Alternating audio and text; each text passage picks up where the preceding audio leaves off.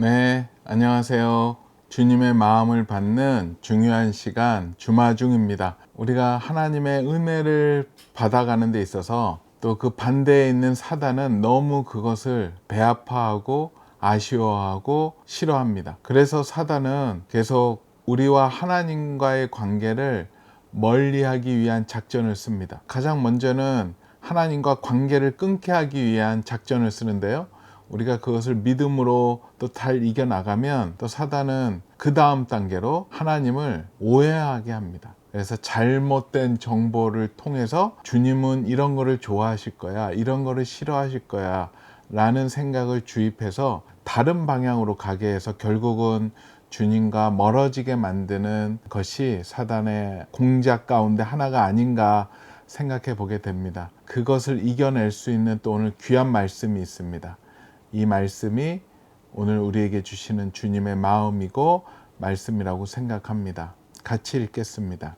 예레미야 32장 38절서부터 41절까지 말씀입니다. 그들은 내 백성이 되겠고 나는 그들의 하나님이 될 것이며 내가 그들에게 한 마음과 한 길을 주어 자기들과 자기 후손의 복을 위하여 항상 나를 경외하게 하고 내가 그들에게 복을 주기 위하여 그들을 떠나지 아니하리라. 나는 영원한 언약을 그들에게 세우고 나를 경외함을 그들의 마음에 두어 나를 떠나지 않게 하고 내가 기쁨으로 그들에게 복을 주되 분명히 나의 마음과 정성을 다하여 그들을 이 땅에 심으리라. 아멘. 다시 한번 나누겠습니다. 그들은 내 백성이 되겠고 나는 그들의 하나님이 될 것이며 내가 그들에게 한 마음과 한 길을 주어 자기들과 자기 후손의 복을 위하여 항상 나를 경외하게 하고 내가 그들에게 복을 주기 위하여 그들을 떠나지 아니하리라. 나는 영원한 언약을 그들에게 세우고 나를 경외함을 그들의 마음에 두어 나를 떠나지 않게 하고 내가 기쁨으로 그들에게 복을 주되 분명히 나의 마음과 정성을 다하여 그들을 이 땅에 심으리라. 아멘. 그리고 이번에는 세번역 버전으로 먼저 나누겠습니다. 그러면 그들이 나의 백성이 되고 나는 그들의 하나님이 될 것이다. 그때 내가 그들에게 한결같은 마음과 삶을 주어 그들이 언제나 나를 경외하여 그들 자신뿐만 아니라 그들의 자손까지도 길이 복을 받게 하겠다. 그때에는 내가 그들과 영원한 언약을 맺고 내가 그들에게서 영영 떠나지 않고 그들을 잘되게 할 것이며 그들의 마음 속에 나를 경외하는 마음을 넣어 주어서 그들이 나에게서 떠나가지 않게 하겠다. 나는 그들을 잘되게 함으로 기뻐할 것이며 나의 온 마음과 정성을 다하여 그들이 이 땅에 뿌리를 굳게 내리고 살게 하겠다. 아멘. 또 쉬운 성경 버전으로도 보면 더 쉽게 이해할 것 같습니다. 그들은 내 백성이 되고 나는 그들의 하나님이 될 것이다. 내가 그들에게 한 마음과 한 길을 주어 그들이 언제나 참 마음으로 나만을 경외하여 자기들뿐 아니라 그 자손들에게도 복을 받게 만들겠다. 내가 그들과 영원한 언약을 맺고 절대로 그들에게서 떠나지 않겠다. 언제나 그들에게 좋은 일을 해주겠다.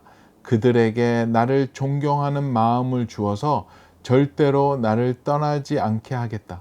내가 기쁜 마음으로 그들에게 좋은 일을 하며 내 온 마음을 다하여 그들을 이 땅에 심고 잘 자라게 하겠다. 아멘.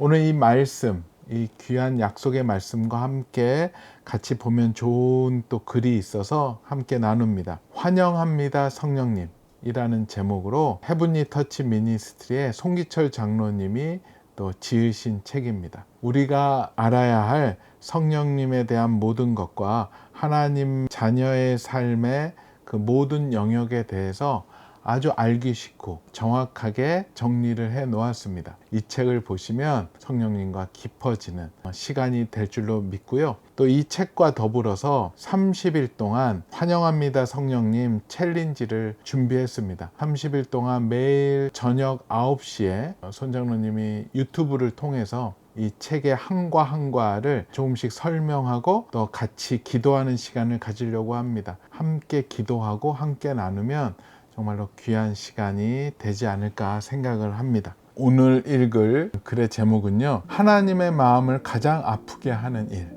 하나님의 마음을 가장 아프게 하는 일은 무엇일까요? 우리가 그분의 말씀에 불순종하고 죄를 짓는 것일까요? 그렇지 않습니다. 하나님께서 그분의 자녀인 우리를 그분의 목숨보다 사랑하신다는 것을 우리가 믿지 않는 것입니다. 이것이 하나님 아버지의 가슴을 찢어질 듯 아프게 합니다. 만약 당신이 양자를 입양한 부모라고 생각해 보십시오. 당신이 정말 사랑을 주기 위해서 자녀를 입양했는데 그 자녀가 당신의 사랑을 믿지도 않고 받아들이지도 않으며 어떻게 해야 할지 몰라 한쪽 구석에 쭈그리고 앉아 있거나 늘 잘못해서 꾸중을 듣지 않을까 두려워한다면 당신의 마음이 어떨까요? 만약 자녀가 식탁에 놓인 과자를 보고 이거 먹어도 되나요?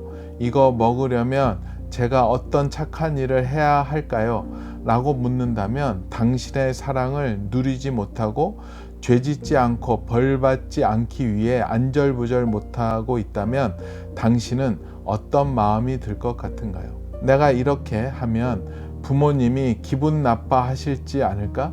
죄를 짓거나 잘못을 저지르면 나를 입양한 것을 후회하면서 나를 내쫓을지도 몰라. 무엇이든지 내 마음대로 할 수 없어. 눈치 보며 적당히 해. 이와 같은 마음으로 당신을 대한다면 어떨까요?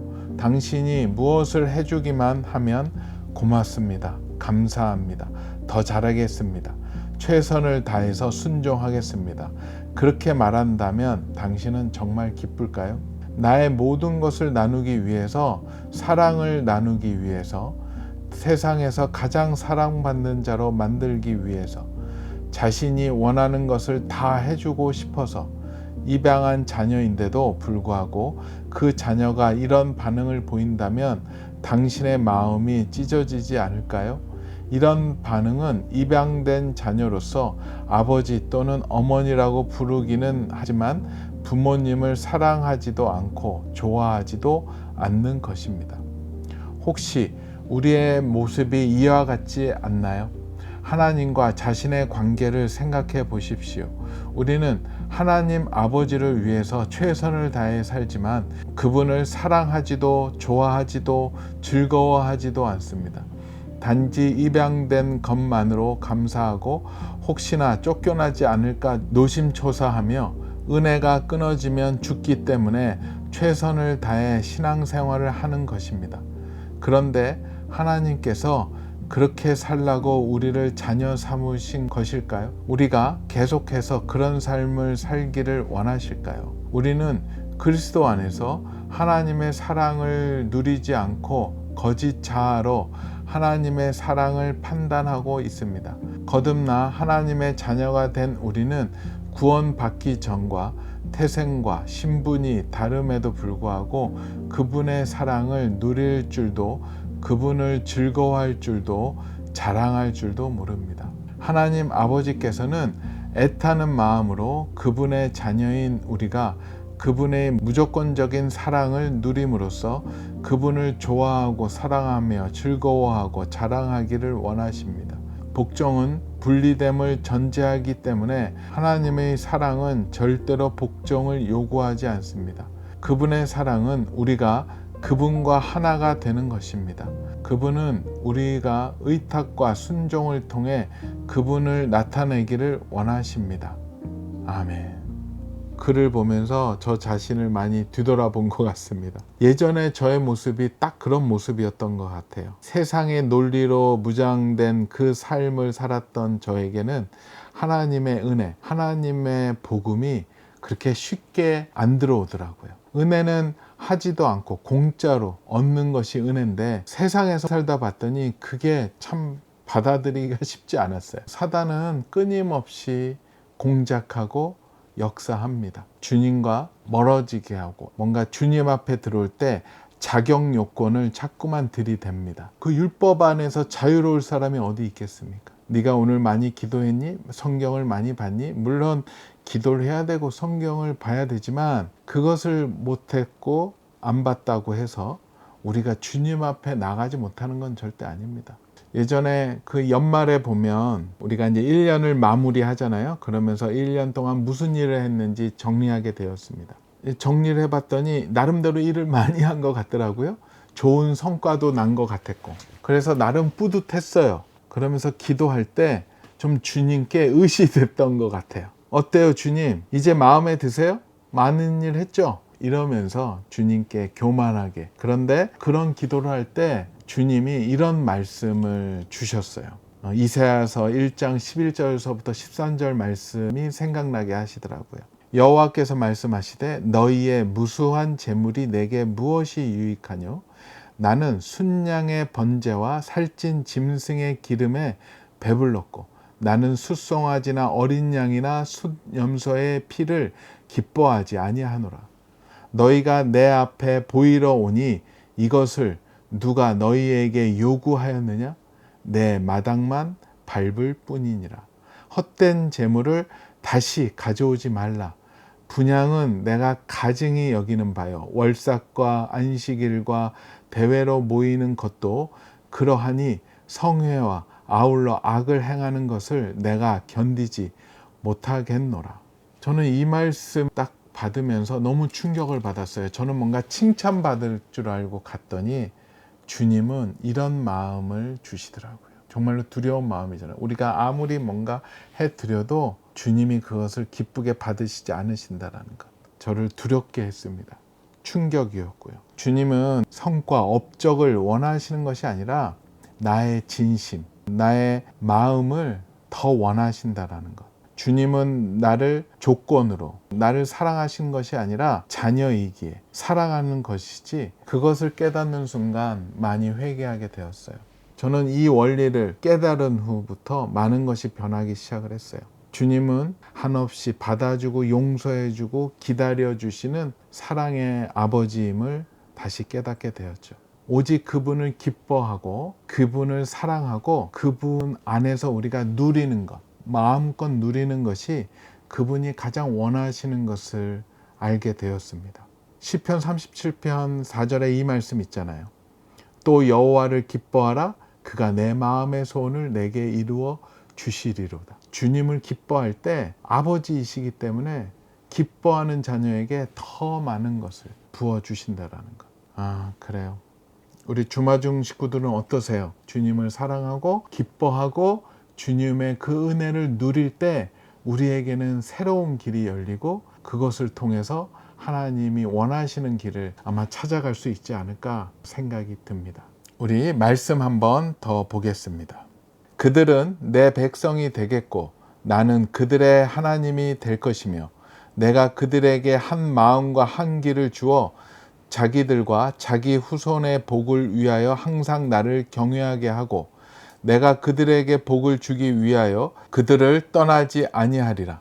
나는 영원한 언약을 그들에게 세우고 나를 경외함을 그들의 마음에 두어 나를 떠나지 않게 하고 내가 기쁨으로 그들에게 복을 주되 분명히 나의 마음과 정성을 다하여 그들을 이 땅에 심으리라.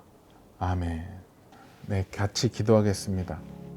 주님 감사합니다. 주님 감사합니다. 오늘 말씀을 통하여 주님의 마음을 받았습니다. 주님은 끊임없이 우리를 사랑한다고 하셨고 그분 안에서 자유를 누리라고 하셨고 끝까지 우리를 축복하신다고 하셨고 우리뿐만 아니라 우리의 자손들까지도 축복하신다고 하셨습니다. 그런 하나님의 사랑을 의심하지 않고 두려워하지 않고 기쁨으로 누리며 주님께 감사하며 나아가는 하나님의 백성들 되게 허락하여 주시옵소서.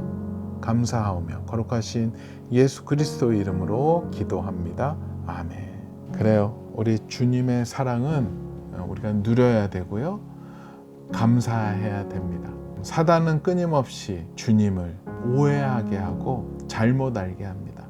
우리가 말씀 속에 나와 있는 주님을 온전하게 이해하고 주님의 마음을 알아서 주님과 함께 즐겁게 이 땅에서 살아가는 우리 주마중 식구들 되었으면 좋겠습니다.